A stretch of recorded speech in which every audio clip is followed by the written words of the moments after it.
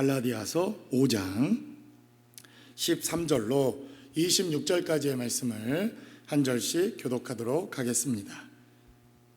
여러분들이 다 찾으셨으면 13절부터 제가 먼저 교독하도록 하겠습니다. 형제들아, 너희가 자유를 위하여 부르심을 입었으나 그러나 그 자유로 육체의 기회를 삼지 말고 오직 사랑으로 서로 종노릇하라. 온 율법은 내 이웃 사랑하기를 내 자신같이 하라 하신 한 말씀에서 이루어졌나니 만일 서로 물고 먹으면 피차 멸망할까 조심하라. 내가 이르노니 너희는 성령을 따라 행하라. 그리하면 육체의 욕심을 이루지 아니하리라. 육체의 소욕은 성령을 거스르고 성령은 육체를 거스르나니 이 둘이 서로 대적하므로 너희가 원하는 것을 하지 못하게 하려 함이니라. 너희가 만일 성령의 인도하시는 바가 되면 율법 아래에 있지 아니하리라. 육체의 일은 분명하니 곧 음행과 더러운 것과 호색과 우상 숭배와 주술과 원수 맺는 것과 분쟁과 시기와 분냄과 강짓는 것과 분열함과 이단과 투기와 술 취함과 방탕함과 또 그와 같은 것들이라. 전에 너희에게 경계한 것 같이 경계하노니 이런 일을 하는 자들은 하나님의 나라를 유업으로 받지 못할 것이요 오직 성령의 열매는 사랑과 희락과 화평과 오래 참음과 자비와 양선과 충성과 온유와 절제니 이 같은 것을 금지할 법이 없느니라.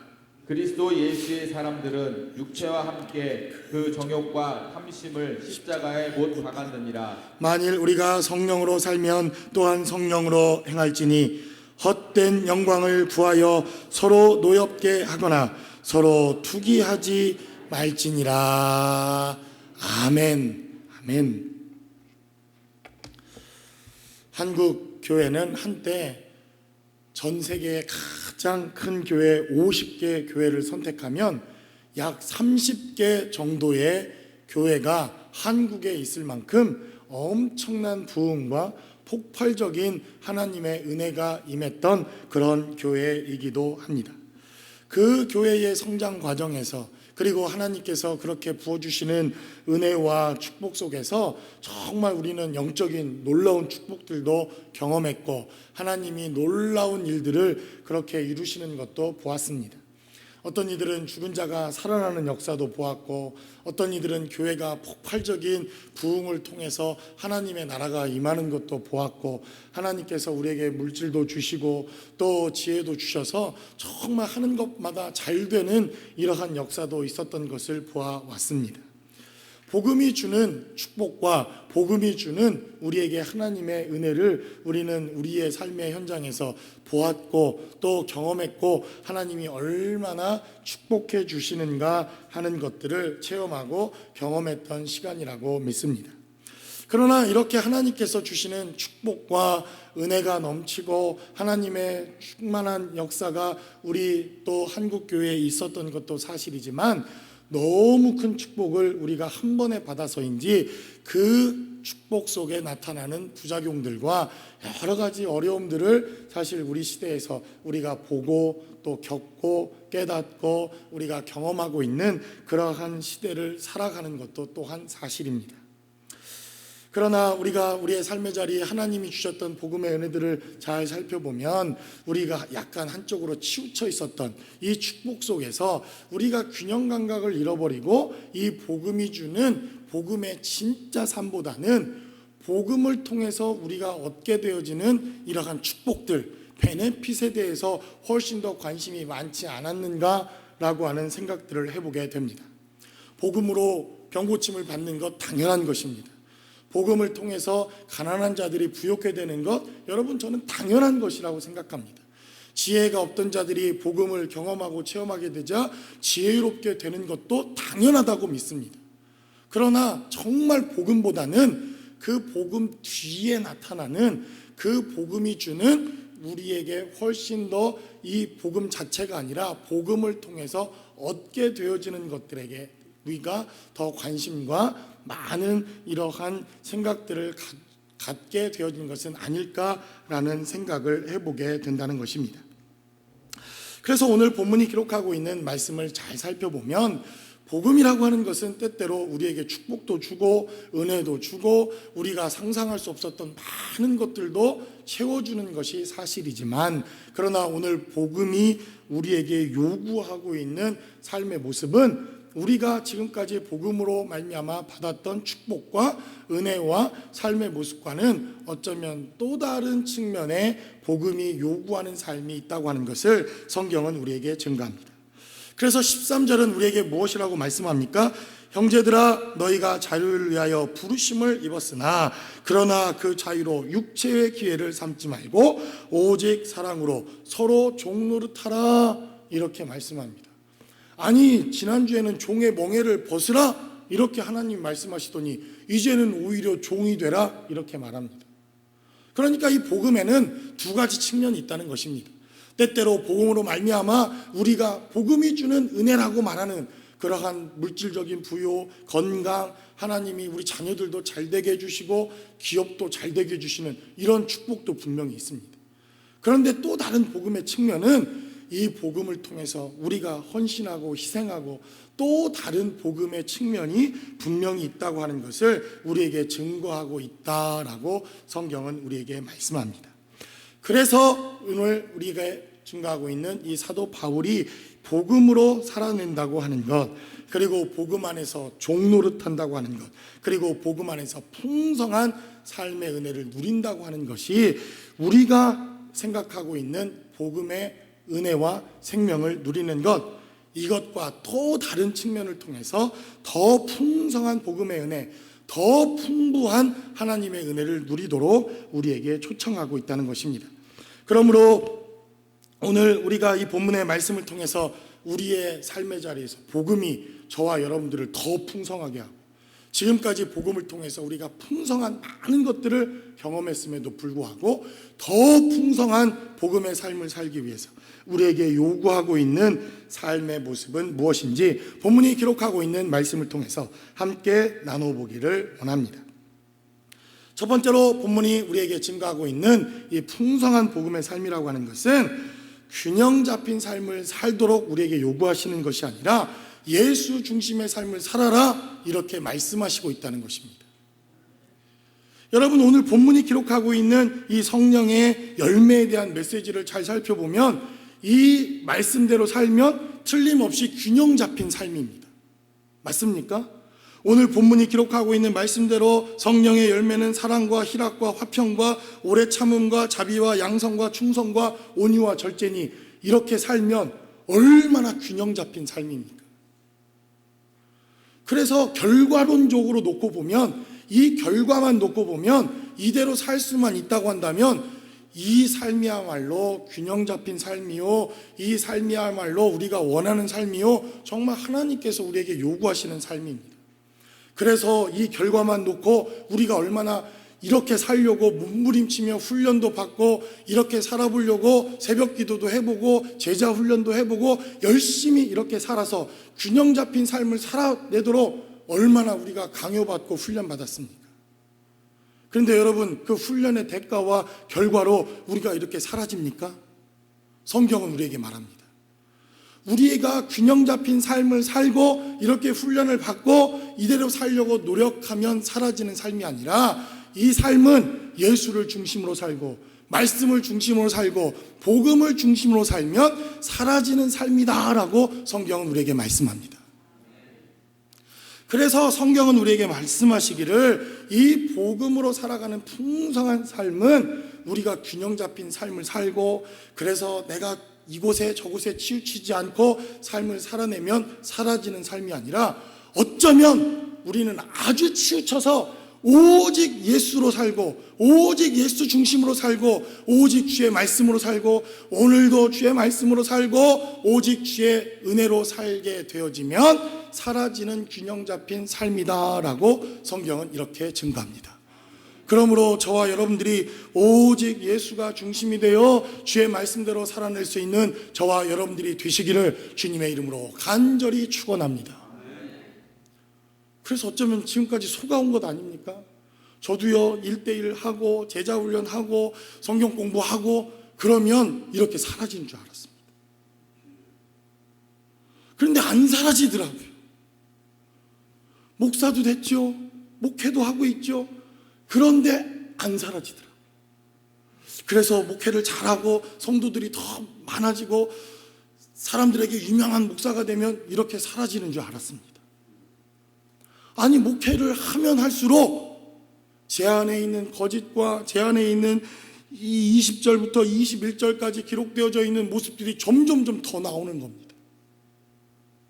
그래서 얼마나 갈등하고 고민했는지 아십니까? 제가 가짜 목사인 줄 알고, 나는 분명히 하나님이 부르신 것 같은데, 하나님이 분명히 나를 목사로 부르셔서 하나님의 일들을 맡겨놓으신 것 같은데, 몸부림치며 살아도 사라지지 않는 우리의 모습들이 이 본문에 기록된 말씀, 그리고 하나님이 요구하시는 삶을 살아낼 수가 없다는 결론을 맺게 됩니다. 그러나 우리가 어떻게 하면 이렇게 성경이 말하고 있는 이 열매를 맺혀가면서 균형 잡힌 삶을 살 수 있습니까?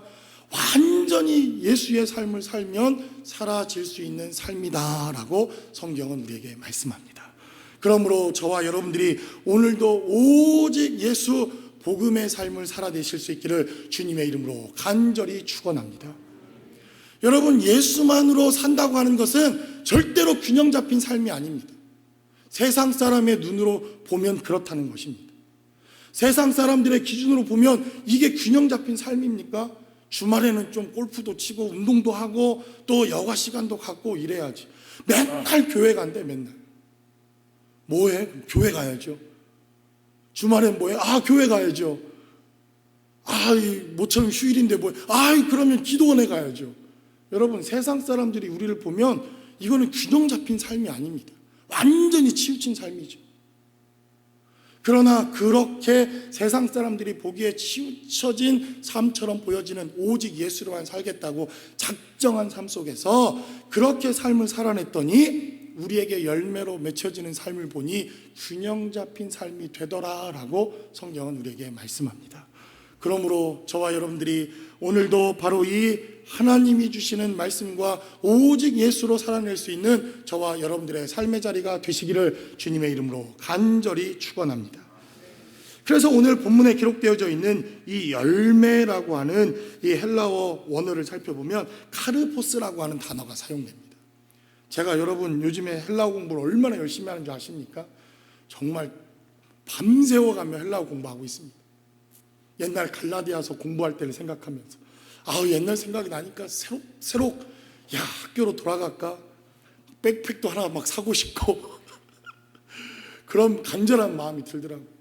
근데 이 카르포스라고 하는 단어가 이 구약성경에서부터 신약성경까지 약 150번이 등장을 합니다. 그런 여러분 얼마나 많이 등장하는 단어입니까? 열매. 그러니까 하나님께서 저와 여러분들에게 뭔가 열매를 맺는 삶, 열매를 맺히는 삶, 그런 삶을 요구하시고 원하시는 것이 분명합니다. 그러니까 이렇게 150번이나 등장하는 것 아니겠습니까? 그런데 149번이 다 이 카르포스라고 하는 단어가 나오면 다 열매 혹은 열매를 맺어라, 우리 안에 열매를 하나님이 원하신다, 이러한 단어로 쓰이는데 딱 한 번 카르포스라고 하는 단어가 열매가 아닌 아이라고 하는 단어가 쓰입니다. 똑같은 단어인데 한 단어는 열매다 이렇게 표현되어져 있고 또 한 단어는 아이다 이렇게 표현되어져 있습니다. 그래서 제가 너무 깜짝 놀랐습니다. 아니, 왜 똑같은 단어를 다르게 사용하지? 그랬더니 침례 요한이 누가복음 1장의 말씀을 통해서 그가 백복 중에 태아가 되어서 하나님의 일들을 감당하는 아이가 되고 자라서 이제 그가 장성해지고 이 아이라고 하는 단어에 카르포스라고 하는 단어가 한번 쓰입니다. 무슨 말씀입니까? 우리는 지금까지 성령의 열매라고 하는 것은 오래도록 신앙생활하고 돌을 닦듯이 신앙의 연륜이 깊어지고 목사가 되고 집사가 되고 장로가 되고 권사가 되고 신앙생활을 오래 해서 이제 머리가 희끗희끗해지는 이러한 신앙의 연륜이 깊어지는 사람들이 맺는 것이 열매다라고 저와 여러분들이 속아오지 않았습니까? 잘못 알아오지 않았습니까? 성경은 말합니다. 하나님의 뜻대로, 하나님의 부르심을 입은 대로, 하나님의 말씀대로 살면 바로 열매가 맺힌다는 것입니다. 그래서 하나님이 부르신 그 부르심대로 그 아이가 복중의 태가 딱 들어서자마자 성경은 뭐라고 말합니까? 열매다 이렇게 말합니다. 카르포스다 이렇게 말합니다. 그래서 저도 머리가 희끗희끗해지고 목회 연륜이 좀 있고, 그리고 이 산전수전 다 공중전 해군전까지 다 겪어야 무슨 성화가 돼서 열매가 맺히고 그런 줄 알았습니다. 그런데 그것이 아니라 하나님의 뜻대로 살고, 오늘도 말씀대로 살고, 예수 중심대로 살고, 오직 예수의 말씀대로 살기만 하면 지금 당장이라도 맺힐 수 있는 것이 이 열매라고 하는 것을 성경은 우리에게 증거합니다. 저와 여러분들이 이러한 열매를 맺힐 수 있는 삶의 자리가 되시기를 주님의 이름으로 간절히 축원합니다. 그래서 갈라디아 교회에 그렇게 말하는 것 아닙니까? 여러분, 갈라디아 교회는 지금 어떤 교회입니까? 문제가 있는 교회입니다. 복음이 뭔지도 몰라서 복음을 오해하고 복음을 거부하고 복음의 말씀대로 살지 못하고 이 복음의 메시지가 무엇인지도 몰라서 사도 바울이 복음이 무엇인가를 다시 써야 되는 그러한 연약한 교회입니다. 그런데 그런 교회들을 통해서 사도 바울은 말합니다. 열매를 맺히라는 것입니다. 언제? 예수 중심으로 살 때, 예수의 말씀대로 살 때, 복음으로 살 때 우리 안의 열매는 자연적으로 맺히는 하나님의 은혜요, 능력이요, 축복이라고 하는 것을 깨닫고 저와 여러분들이 하나님의 말씀대로 살아낼 수 있기를 주님의 이름으로 간절히 축원합니다. 그래서 두 번째로 본문은 우리에게 증거하기를, 바로 이 복음은 우리에게 무엇을 말합니까? 복음으로 풍성케 되어진다고 하는 이 삶은 성공이 아니라 성숙과 성장의 삶을 우리에게 요구하고 있다는 것입니다.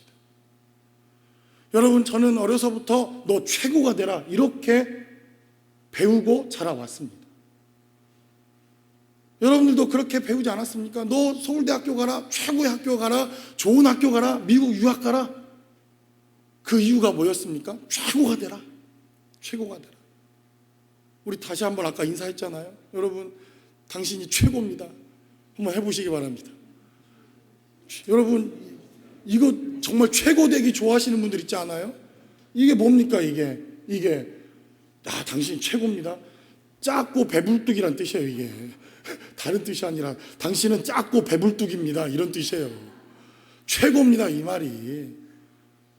보세요, 엄지손가락 뭐 볼품이 있습니까? 5개 다른 손가락 중에 제일 작고 배불뚝이지. 작고 배불뚝이. 우리는 최고가 되라고 그렇게 배우지 않았습니까? 너 최고가 되라. 너 다른 사람들보다 최고가 되라. 근데 여러분, 엄지손가락은 왜 하나님 이렇게 만들어 놓으신 겁니까? 여러분들 손 가운데 나머지 4손가락을 바라볼 수 있는 손가락은 엄지손가락 하나밖에 없습니다. 하나님이 그냥 손가락 5개가 딱 마음에 드니까 만들어 놓으신 것도 아니고 그냥 이렇게 만들어 놓으신 것이 아닙니다.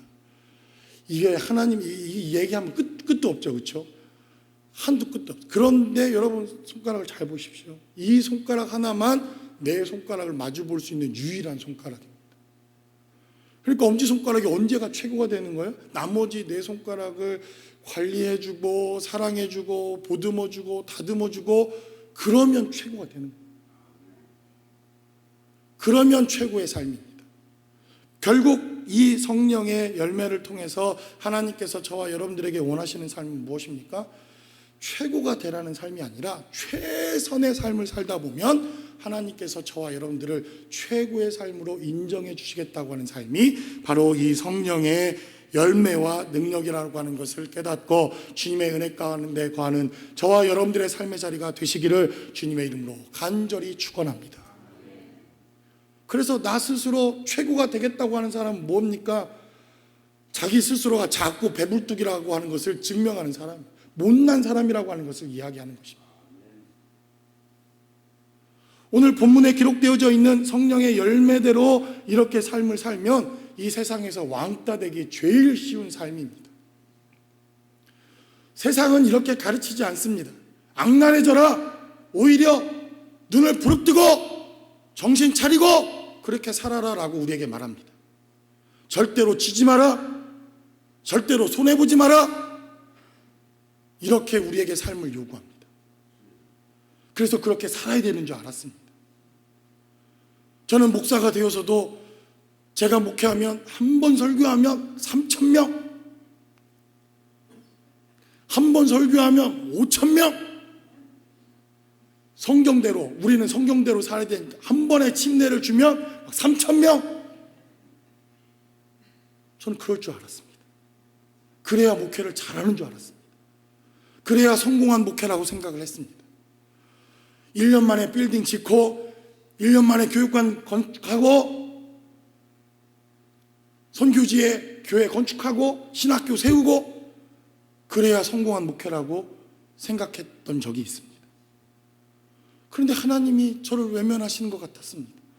설교를 해도 3,000명은 관두고 1년에 30명이나 침례를 받으면 얼마나 하나님. 근데 하나님께서 저와 여러분들에게 요구하시는 삶은 성공한 삶이 아니라 성숙한 삶, 성장하는 삶, 하나님의 뜻대로 살아가는 삶, 하나님의 말씀대로 살다 보면 그것이 성공이요, 그것이 하나님이 원하시는 삶이라고 하는 것을 본문은 우리에게 증거하고 있다는 것입니다. 그렇다고 해서 제가 욕심이 없는 건 아닙니다. 어느 날 틀림없이 한 번 설교하면 3,000명이 변화될 줄로 믿습니다. 그러나 그것만을 바라보고 추구하지는 않겠다는 것입니다. 하나님의 뜻대로 살고 하나님의 말씀대로 살고, 그래서 이 말씀대로 손해도 보고 이 말씀대로 우리가 살아내다 보면 어느 날 하나님께서 우리의 삶의 자리에 열매로 맺혀서 교회도 부흥하고, 또 하나님의 뜻대로 하나님의 나라가 또 부흥하고 하나님의 역사로 열매로 자연스럽게 나타날 줄로 믿습니다. 그러므로 저와 여러분들이 정말 진짜 성공이 무엇인가, 정말 성공한다는 것이 무엇인가, 이러한 것을 깨닫고 하나님이 주시는 이러한 축복과 하나님의 은혜가 저와 여러분들의 삶의 자리에 늘 함께 하실 수 있기를 주님의 이름으로 간절히 축원합니다. 그래서 여러분, 우리가 최고가 된다고 하는 것, 이제 여러분 의미를 아셨겠죠? 당신이 최고입니다, 내가 당신이 최고입니다 라고 말하는 것, 이것은 우리가 여러분들을 돌보고 말씀대로 살고 여러분들을 사랑과 희락과 화평과 오래 참음과 자비와 양선과 또 인내와 절제로 여러분들과 함께 교제하고 여러분들을 바라보고 그렇게 살다 보니 어느 날 하나님께서 우리의 삶의 자에 우리를 최고다, 너 최고다 이렇게 인정하시는 삶, 이것이 바로 복음이요, 복음으로 풍성하게 되는 삶이다 라고 성경은 우리에게 증거합니다. 그러므로 저와 여러분들이 이러한 하나님의 은혜가 함께 하실 수 있기를 주님의 이름으로 간절히 축원합니다. 그래서 제가 이미 성공한 목사라고 믿습니다.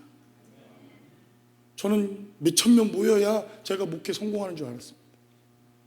그러니 제 마음에 얼마나 제 마음에 목회를 하면서 하나님이 날 버리셨나 보다, 에이 그냥 뭐 그래, 하나님도 막 살고 나도 한번 막 살아봅시다, 뭐 어차피 막 가는 인생 그러면서 막 목사인데도 막 하나님께 맨날 대들고, 하나님 왜 나한테만 이렇게 박하십니까, 맨날 이렇게 하나님께 투정이나 하고 그러지 않았습니까? 그런데 하나님이 원하시는 진짜 성공적인 삶이라고 하는 것이 무엇인가 하는 것을 이 복음의 열매를 통해서, 그리고 이 복음의 열매가 나타나는 삶을 통해서 우리는 깨닫게 된다는 것입니다. 저와 여러분들 가운데 이러한 축복과 은혜가 함께 하실 수 있기를 다시 한번 간절히 주의 이름으로 축원합니다. 그래서 모세라고 하는 사람을 봤더니, 모세라고 하는 사람도 인간적인 눈으로 보면 그는 실패한 그러한 목회자더라. 왜 그렇습니까? 목표를 딱 정하지 않았습니까? 가나안으로 들어가야죠. 성공한 목회자라고 한다면 가나안으로 들어가야 그는 목회가 성공한 것입니다. 1,000명, 2,000명, 3,000명 목표를 정했으면 그 목표를 뚫어야죠. 그래야 성공한 목회자이죠. 그러나 성경은 우리에게 말합니다. 그는, 모세라고 하는 이 목회자는 비록 가나안 땅엔 들어가지 못했지만 성경은 말하기를 그의 온유함이 온 지면에 승하였다라고 성경은 말합니다. 그의 온유함이 하나님과 같았다라고 성경은 말합니다. 그 모세를 하나님이 알았다라고 말합니다. 그리고 성경은 기록하기를 그 모세와 같은 선지자가 더 이상 이 땅에 나타난 적이 없다라고 말합니다. 여러분, 그러면 가나안 땅에 들어가지 못한 것이 성공하지 못한 목회자입니까? 그러므로 하나님께서 저와 여러분들의 삶의 자리에 이러한 귀한 열매를 통해서 하나님이 저와 여러분들을 정말 최선을 다하는 최고의 하나님의 삶의 자리까지 나아올 수 있는 저와 여러분들의 삶의 자리가 되시기를 주님의 이름으로 간절히 축원합니다. 여러분, 다시 한번 서로 인사 나눕시다. 그랬더니 정말 여러분 최고입니까? 여러분, 제가 여러분들을 최고입니다 이렇게 얘기해도 되겠습니까? 아멘. 우리 한분 목사님 나오셨습니다. 할렐루야. 마지막으로 본문은 우리에게 증거합니다. 오늘 본문은 우리에게 증거합니다. 세상은 우리에게 남다른 삶을 요구하지만 이 성경이 말하는 남다름이란 예수님다움이라고 하는 것을 성경은 우리에게 증거합니다. 최고가 되라. 이것이 무엇입니까? 남들보다 다르라는 겁니다. 제가 말씀드리지 않았습니까? 저는요, 제가 결혼하고 애를 낳고 나서 막 사람들이 우리 애는 12달 만에 걸었다는 거예요. 저는 그래서 12달 만에 걸으면 천재인가 보다. 왜 애를 낳은 적이 없으니까. 그러고는 또 한 10여 개월 만에 엄마를 했다는 거예요, 아빠를. 그래서 어떻게 15개월 만에 엄마를 하고 아빠를 하냐? 다 뻥입니다. 엄마 아니에요. 그냥 애가 뭐 하다가 자기 귀에 엄마라고 들리는 거지. 그런데 저도 애를 낳아보니까 우리 큰애는요 6개월 28일 만에 걸었습니다. 남들 10달 만에 걷는데 6개월 28일 만에 걸었어요. 7개월 만에. 저는 그래가지고요 진짜 7개월 만에 걸었으면 무슨 올림픽 나가서 금메달 따는 줄 알았어요. 근데 뭐 달리기나 하게 생겼습니까? 굴러다니지 지금은. 세상은 우리에게 남들과 달라라 이렇게 말합니다. 여러분, 제가 미국 유학 온 이유도 무엇이겠습니까? 남들보다 좀 다르고 싶었습니다. 영어도 잘하고 뭣도 잘하고. 그래서 세상 사람들이 저 사람은 남달라, 뭔가 달라, 그런 삶을 사는 것 아닙니까? 여러분, 그래도 이 미국에서 자녀들 기르고 또 여기에서 삶을 살 수 있는 건 얼마나 축복인지 모릅니다. 여러분, 요즘 한국엔 영어, 일어, 중국어는 필수입니다. 필수. 3개 국어 하실 수 있는 분 있습니까? 핸들 이빠이 돌려. 저는 4개 국어를 하지 않습니까? 쉐쉐까지 하면 4개 국어.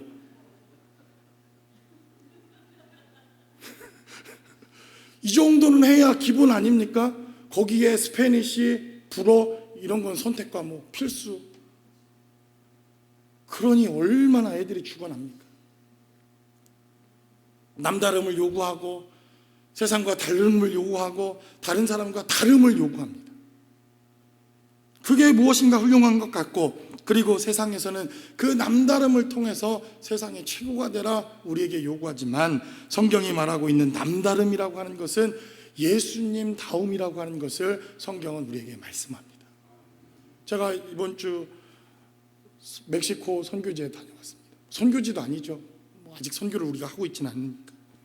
멕시코 땅에 다녀왔습니다. 오래간만에 설레는 마음으로 다녀왔습니다. 갔더니 상상을 초월하는 곳이더라고요. 1초도 거기에 서 있을 수가 없습니다. 1초도. 냄새 때문에. 얼마나 냄새가 나는지. 파리 반 공기 반. 입을 열면 파리가 막 들어옵니다. 들어와. 그래서 저는 그래도 배운 목사 아닙니까? 그래도 훈련받은 목사 아닙니까? 그래도 나는 제 스스로가 그래도 나는 좋은 목사, 나는 그래도 목사 중에 그래도 좋은 목사라고 저 스스로 생각한 목사였기에 견뎌보고 참아보려고, 그리고 그들처럼 해보려고 막 쓰레기 더미가 막 거기 오는 곳에 가지 말라는데도 가봤습니다. 우리 증인이, 우리 장 목사님 증인입니다. 그랬는데요 1분도 못 있겠더라고요. 1분도. 제가 선교지를 가면서 한 번도 그곳에서 주는 음식을 안 먹어본 적이 없습니다.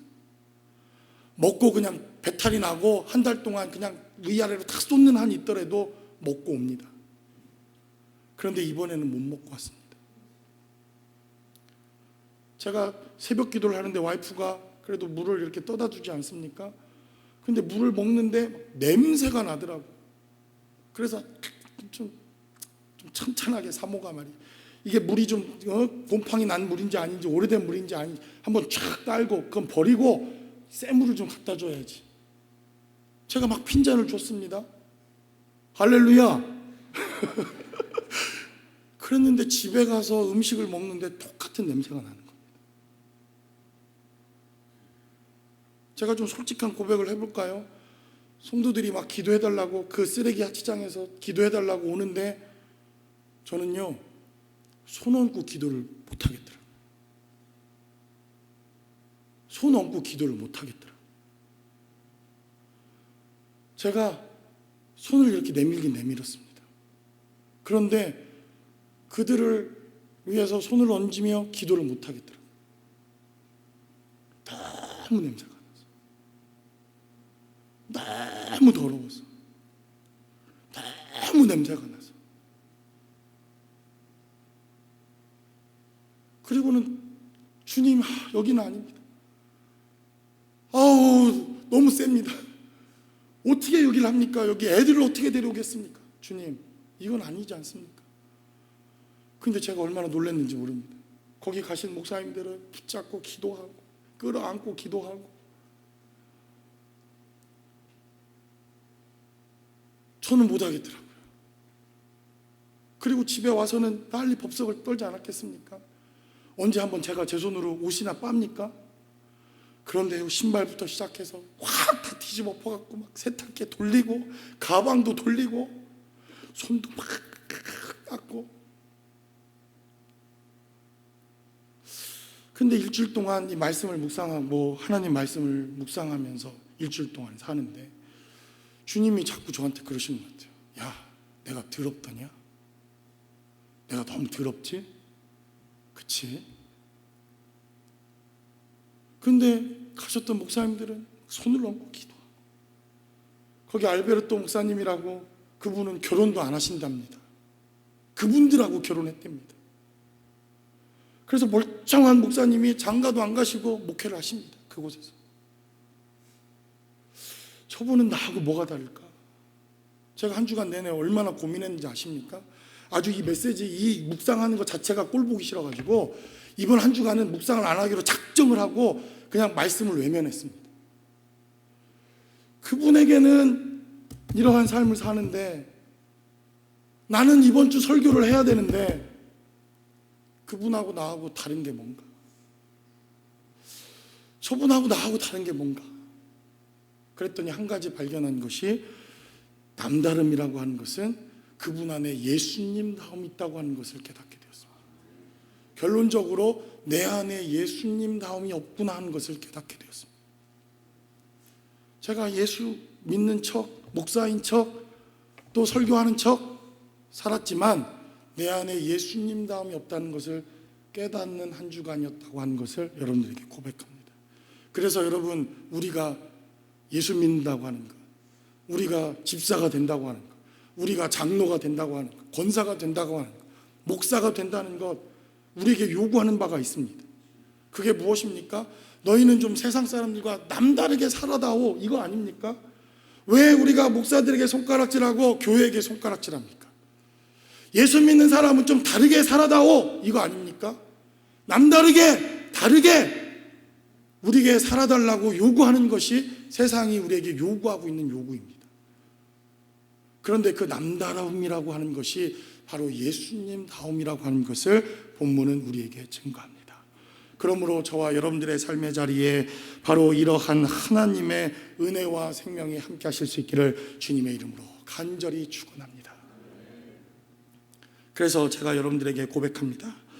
내 안에 저는 훈련도 받았고 목사도 되었고 좋은 신학교도 나왔다고 제 안에 나는 최고, 이런 자부심이 있더라고요. 제 안에.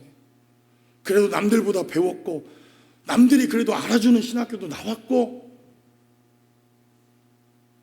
그랬는데요, 이것이 하나님이 요구하시는 예수님 나옴이 아니라 바로 오늘 본문이 기록된 대로 정말 주님을 닮아가는 것, 정말 주님의 뜻대로 살아가는 것, 정말 주님이 원하시는 삶, 바로 그러한 삶을 살다 보면 오늘 본문에 기록된 대로 오직 성령의 열매는 사랑과 희락과 화평과 오래 참음과 자비와 양성과 충성과 온유와 절제니, 이러한 것들을 절대로 금할 법이 없느니라. 그리스도 예수의 사람들은 육체와 함께 그 정욕을 탐심을 십자가에 못 박았다라고 성경은 이렇게 증거합니다.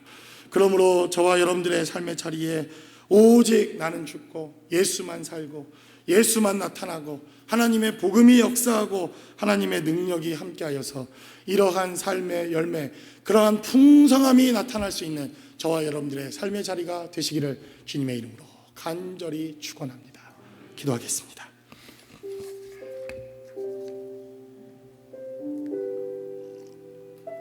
우리 시간 함께 기도하기를 원합니다. 우리의 모든 삶이 정말 주님을 닮아가는 삶이 되기를 원합니다. 내 모든 삶이 정말 당신을 닮아가는 삶, 하나님이 원하시는 삶, 하나님이 기뻐하시는 삶, 주님이 우리를 바라보실 때 과연 나는 정말 지금 어떻게 삶을 살아내고 있는지 하나님 그렇게 살아드리길 원합니다. 그렇게 살 수 있게 해달라고, 하나님 복음의 풍성한 열매를 우리의 삶의 자리에 맺힐 때까지 우리가 오늘도 예수로 살고 또 예수로 살고 오늘도 복음으로 살아낼 수 있는 우리의 삶의 자리가 될 수 있게 해달라고 우리 시간 다 함께 한 목소리로 기도하겠습니다.